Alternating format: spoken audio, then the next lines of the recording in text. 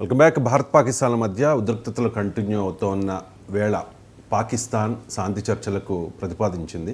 Professor గారు, గతంలో mark Rubio కూడా ప్రపోజ్ చేశాడు కదా, సౌదీ లాంటి తటస్థ వేదికల మీద చర్చిద్దాము అని చెప్పి ఆ ప్రపోజల్ కూడా తీసుకొచ్చారు. అప్పుడు భారత్ నో చెప్పింది అండ్ ఇప్పుడు కూడా భారత్ నో చెప్తోంది. సార్, పాకిస్తాన్ ఓకే అంటోంది, భారత్ నో చెప్తోంది. ఎందుకు? సౌదీ అని అనలేదు మార్క్ రూబియో. మార్క్ రూబియో అన్నది ఏంటంటే తటస్థ ప్లేస్లో అన్నాడు, పర్టికులర్ ప్లేస్ సజెస్ట్ చేయలేదు. అమెరికా లాంటి దేశం సజెస్ట్ చేయదు అలా. సో మార్క్ రూబియో అన్నది ఏంటంటే విస్తృతమైన అంశాలపైన, అంటే comprehensive dialogue between India and Pakistan and wide ranging issues, విస్తృతమైన అంశాలపైన ఒక న్యూట్రల్ లొకేషన్లో, ఒక తటస్థమైనటువంటి ప్లేస్లో ఈ చర్చలు జరుగుతాయి అన్నాడు. జరగాలని కూడా లే, జరుగుతాయి అన్నాడు. సరిగ్గా ఇప్పుడు పాకిస్తాన్ అదే ప్రతిపాదిస్తోంది. అమెరికా ఏదందో అదే పాకిస్తాన్ ప్రతిపాదిస్తోంది. So Pak prime minister Shehbaz Sharif ప్రతిపాదించింది నిర్దిష్టంగా సౌదీ అరేబియాలో లాంటి ప్లేస్లో కలుద్దామన్నారు. ఎందుకంటే ఈ మధ్య రష్యా యుక్రెయిన్ చర్చలు కూడా సౌదీ అరేబియాలో జరిగాయి. ట్రంప్ సిరియా కొత్త అధినేత మధ్య చర్చలు కూడా సౌదీ అరేబియాలో జరిగాయి. అందువల్ల సౌదీ అరేబియా అనే పాయింట్ పాకిస్తాన్ సజెస్ట్ చేసి ఉండాలి. ఎందుకంటే ఇప్పుడు మరో ప్లేస్ జరిగింది ఇటీవల, రష్యా యుక్రెయిన్ చర్చలు తుర్కీలో జరిగాయి. కానీ తుర్కీ పాకిస్తాన్ సపోర్టింగ్ నేషన్, న్యూట్రల్ కాదు కదా. సో ఇండియాకు పాకిస్తాన్కు కూడా మంచి సంబంధాలు ఉన్న కంట్రీ సౌదీ అరేబియా. అందుకొరకు పాకిస్తాన్ తటస్థ ప్లేస్గా సౌదీ అరేబియా సజెస్ట్ చేసింది. తర్వాత 4 అంశాలపైన చర్చిద్దామని పాక్ ప్రైమ్ మినిస్టర్ సలహా. 1 కాశ్మీర్, 2 టెర్రరిజం, 3 వాటర్, 4 ట్రేడ్. ఈ 4 మీద చర్చించాలి అని పాకిస్తాన్ ఇప్పటికే ఈ ప్రతిపాదన చేస్తే భారతదేశం తిరస్కరించింది. ఎందుకు తిరస్కరించిందంటే పాక్ ప్రతిపాదన భారతదేశ ఫారిన్ పాలసీకి విరుద్ధమైంది. తన ఇండియన్ ఫారిన్ పాలసీ చాలా స్పష్టం. ముందు తటస్థ ప్లేస్లో చర్చలు. ఇది భారతదేశం అనేక దశాబ్దాలుగా తీసుకున్న వైఖరి ఏంటంటే పాకిస్తాన్తో ద్వైపాక్షిక విభేదాలు ఏమున్నా, బైలేటరల్ డిస్ప్యూట్స్ ఏమున్నా అది బైలేటరల్గానే చర్చిస్తాం తప్ప 3వ దేశ జోక్యాన్ని అంగీకరించము. ఇది time tested stand of India. Pakistan కూడా తెలుసు. గతంలో జరిగిన చర్చలన్నీ మీరు తీయండి, ఆగ్రా, లాహోర్, సిమ్లా నుంచి మొదలుకొని ఆగ్రా, లాహోర్, సిమ్లా, ఢిల్లీ, ఇస్లామాబాద్, మొహాలీ, అసలు ఎప్పుడు కూడా థర్డ్ ప్లేస్లో జరిగిన సందర్భం ఈ మధ్య లేదు ఎప్పుడు. సో భారతదేశం మొదటి నుంచి ఇదే స్టాండ్ తీసుకుంది.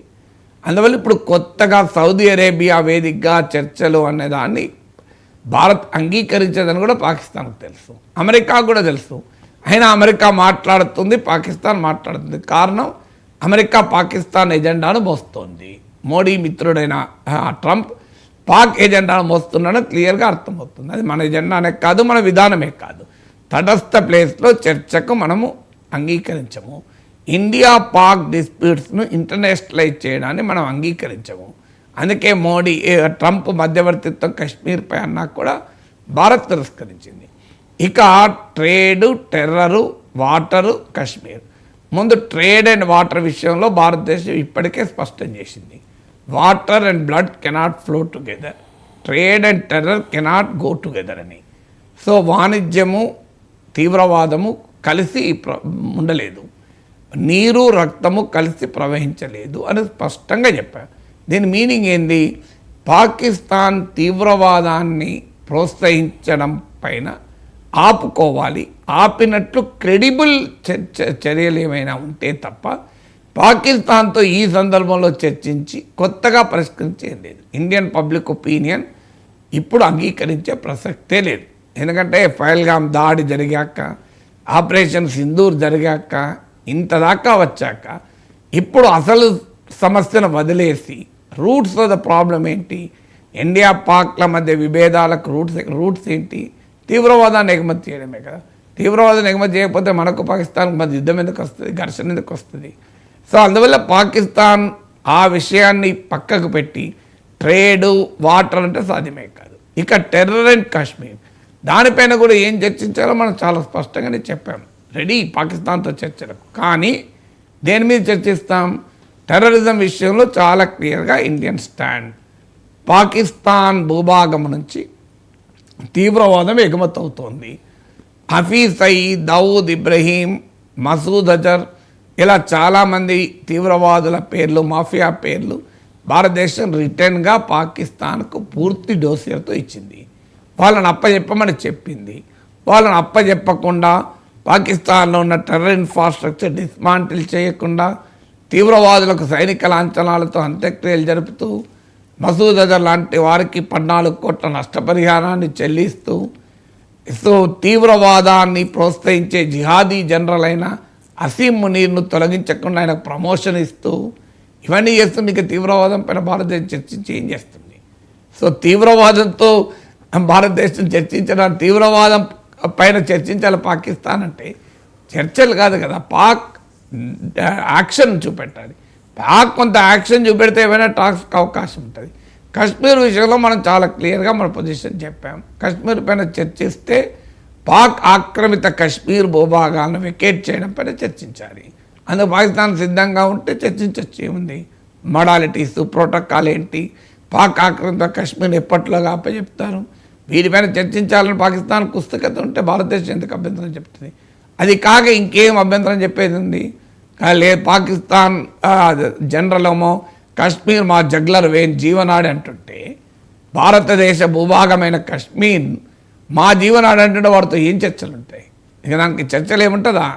సో చర్చలు దానికి కూడా ప్రాతిపదిక ఉండాలి కదా. నా ఇల్లు ఆక్రమించుకొని అది నాదే నువ్వు అంటుంటే నీతో ఏం చర్చలు ఉంటాయి? కొట్లాడ తప్ప. సో నా ఇల్లు నీదని అనడమే కాదు, ఆక్రమించుకొని కూర్చున్నావు. 2-3 రూములు నీ ఆక్రమణలోనే ఉన్నాయి, కార్ షెడ్ నీ ఆక్రమణలోనే ఉన్నాయి. అవి ఖాళీ చేసి బయటికి వెళ్ళి నువ్వు మాట్లాడేవన్నా. అందువల్ల ఈ చర్చల ప్రక్రియ, పాక్ ప్రతిపాదన భారత్ తిరస్కరించడానికి కారణం భారత్ ఏదో యుద్ధం కోరుకుంటోంది, శాంతి కోరుకోవడం లేదు. పాకిస్తాన్ ఏదో శాంతి కోరుకుంటుంది అన్న కహానీలద్దు. ఇది అమెరికా పాకిస్తాన్ల ఒక జాయింట్ ప్రొడక్షన్. ఈ థీరీ తటస్థ ప్లేస్లో చర్చలు అనేది US Pakistan joint venture activity. So అమెరికాకు అలవాటు పాకిస్తాన్ వైపు స్టాండ్ తీసుకోవడం. భారతదేశం ఇప్పటికైనా అర్థం చేసుకోవాలి. సో మన ఫారిన్ పాలసీ అనేది ఎంత ఇండిపెండెంట్గా ఉండాలని మరొకసారి రుజువు చేసింది. అమెరికా శాసిస్తోంది, పాకిస్తాన్ ఆచరిస్తోంది, లేదా పాకిస్తాన్ శాసిస్తోంది, అమెరికా మాట్లాడుతోంది అని అనుకోవాలా? సో ఎందుకంటే ఇద్దరు భాష ఒకటే ఉంది. మార్క్ రూబియో, షబాజ్ షరీఫ్ల ప్రతిపాదన సేమ్ ఉంది అంటే మరి దేనికి ఎవరి మధ్య సినర్జీ ఉంది, ఎవరి మధ్య నెక్సెస్ ఉన్నది అనేది అర్థమవుతుంది కదా. భారతదేశం పాకిస్తాన్లో తీవ్రవాదాన్ని ప్రోత్సహిస్తోంది.